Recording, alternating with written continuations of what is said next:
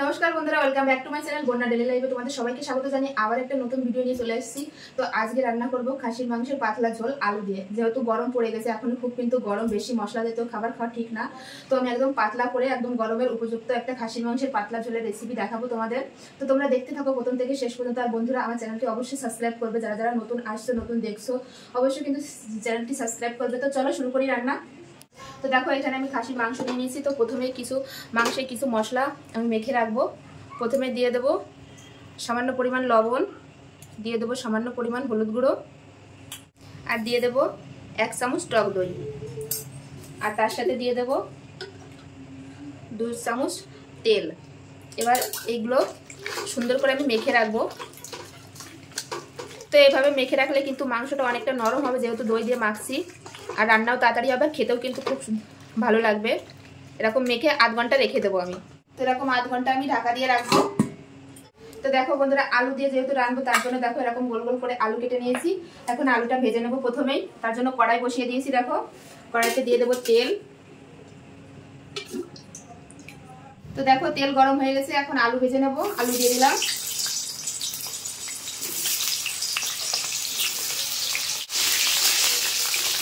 তো আলুর ভিতরে দিয়ে দেবো সামান্য পরিমাণে একটু লবণ আর সামান্য পরিমাণে একটু হলুদ গুঁড়ো দিয়ে এবার লাল লাল করে ভেজে নেবো আমি আলুটা। তো আমি এরকম ঢাকা চাপা দিয়ে আলুটা ভেজে নেবো, যাতে আলুটা ভালোভাবে সেদ্ধ। আর এপাশে মশলা করে নেবো আমি। তো দেখো, আদা রসুন নিয়ে নিয়েছি, একসঙ্গে বেটে নেবো।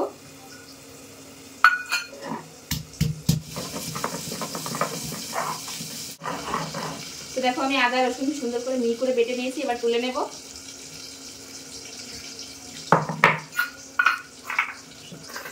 তো এবার ঢাকনা খুলে দেখবো, আর একটু নেড়ে ফেড়ে ভাজে নেবো লাল লাল করে। আলুটা যখন সুন্দর করে লাল লাল করে ভাজা হয়, কিন্তু মাংসের আলু খেতে খুব ভালো লাগে। তো দেখো, আলুটা আমি এরকম লাল লাল করে ভেজে নিয়েছি। দেখো, তো এবার তুলে নিচ্ছি, ভাজা হয়ে গেছে আমার। তো ওই তেলের ভিতর আমি ফোড়ন করে নেবো। ফোড়নে দিয়ে দেবো আছে 2টো তেজপাতা আর একটা শুকনো লঙ্কা, আর দিয়ে দেবো 2টো দারুচিনি আর 2টো এলাচ, আর একটু জয়ফল, জায়িত্রী আর লবঙ্গ দিয়ে দেবো।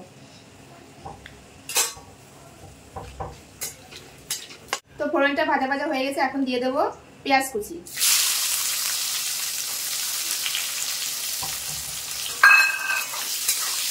তো পেঁয়াজটা একটু ভাজা ভাজা করে নেবো আমি, বেশি ভাজবো না। তো দেখো, পেঁয়াজটা আমি একটু ভাজা ভাজা করে নিয়েছি। এবার বেটে রাখা আদা রসুন দিয়ে দেবো। এটা দিয়ে আর একটু ভেজে নেবো। তো দেখো, আদা রসুনের কাঁচা গন্ধটা চলে গেছে। এবার কিছু গুঁড়ো মশলা আমি অ্যাড করবো। প্রথমেই দিয়ে দেবো হলুদ গুঁড়ো, তারপরে দিয়ে দেবো লঙ্কা গুঁড়ো, দিয়ে দেবো ধনের গুঁড়ো 1 চামচ, দিয়ে দেবো জিরের গুঁড়ো 1 চামচ, আর স্বাদ অনুযায়ী লবণ দিয়ে দেবো। আর দিয়ে দেবো কালারের জন্য কাশ্মীরি লঙ্কার গুঁড়ো, এটা শুধুমাত্র কালারের জন্য। এবার দিয়ে দেবো সামান্য পরিমাণ একটু জল, যাতে মশলাটা পুড়ে না যায় আর সুন্দরভাবে কষা হয়। তো দেখো, আমি মশলাটা কষাচ্ছি। মশলাটা কালারটা কত সুন্দর এসেছে এখনই, আর মশলা থেকে তেলও ছেড়ে দিয়েছে। তার একটু কষিয়ে নেবো আমি। এবার দেবো 1 চামচ টক দই ফেটিয়ে রাখা, দিয়ে আর একটু কষিয়ে নেবো। আর দিয়ে দেবো সামান্য পরিমাণ চিনি, যেহেতু টক দই দেওয়া আছে। এবার সুন্দর করে কষিয়ে নেব। তো দেখো, মশলাটা আমার সুন্দরভাবে কষানো হয়ে গেছে, আর মশলা থেকে দেখো তেলও ছেড়ে দিয়েছে। এখন মেখে রাখা মাংসটা আমি দিয়ে দেবো। মাংস দিয়ে বসাবো আমি।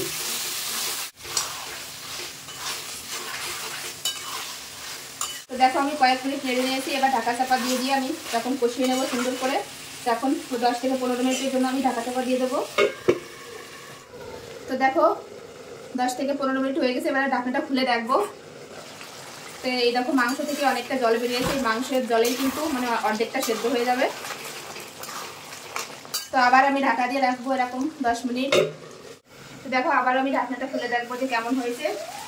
এই দেখো, অনেকটাই জল শুকিয়ে গেছে। তো আমি আরেকটুক্ষণ কষিয়ে নেবো। যত কষাটা ভালো হবে কিন্তু খেতেই তত। আর ঢাকা চাপা দেবো না, আমি এভাবে কষিয়ে নেবো। তো দেখো আমি আরও খানিকক্ষণ ধরে কষিয়ে নিয়েছি, আমার কষানো হয়ে গেছে। দেখো মাংস থেকে তেলও ছেড়ে দিয়েছে। এখন আমি জল দিয়ে দেবো। আর মাংস, এই খাসির মাংসটা যত ভালোভাবে কষানো হবে কিন্তু খেতে ততই ভালো লাগবে। তো দেখো, খাবে এক পিস? খাবে? তো এবার আমি জল দিয়ে দেবো। আমি কিন্তু গরম জল ইউজ করছি। গরম জল দিলে মাংসের কালারটাও ভালো হয় আর খেতেও কিন্তু খুব সুস্বাদু লাগে। তো আমি এখানে গরম জল দিয়ে দিলাম। যেহেতু পাতলা ঝোল করবো এই জন্য একটু জলটা বেশি দিয়েছি। গরমের সময় পাতলা ঝোল খেতেই খুব ভালো লাগে।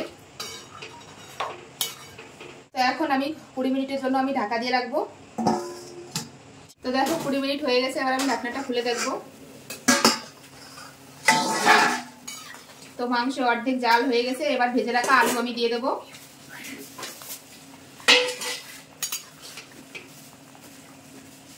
তো আলু দিয়েও আমি 10 মিনিট ঢাকা দিয়ে রাখবো।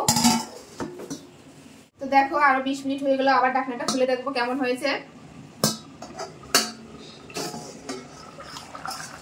দেখো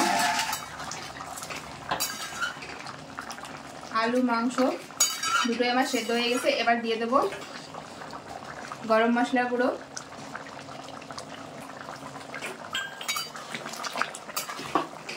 আমি যেহেতু পাতলা ঝোল করবো এই জন্য ঝোল একটু থাকবে।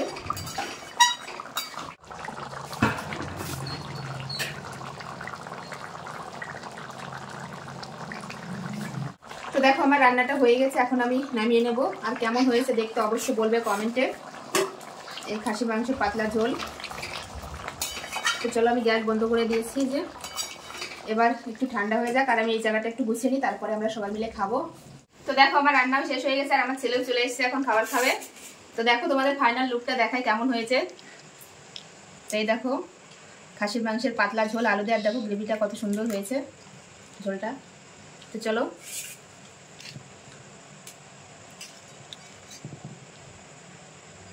ওকে, ও কিন্তু বেশি খেতে পারবে না আর আমি খাসির মাংসটা খাই না, এই জন্য ওকে ওই খাবে আজকে। একটু হাই করে দাও সবাইকে। দেখো দেখে এখানে শসা নিয়ে নিয়েছি, লেবু নিয়ে নিয়েছি। তো ওটাই খাচ্ছে প্রথমে, গরম আছে যেহেতু। তো এবার ভাত খেয়ে নিচ্ছে। দেখো মাংসটা। তো দেখো বন্ধুরা অনেকেই বলে যে প্রেসার কুকার ছাড়া মাংস সেদ্ধ হয় না। তো দেখো মাংসটা কত সুন্দর সেদ্ধ হয়েছে, হাত দিয়ে একদম একদম ই হয়ে যাচ্ছে। দেখো ছেড়ে যাচ্ছে। দেখো আমার ছেলে খেয়ে নিচ্ছে কত সুন্দরভাবে। দেখো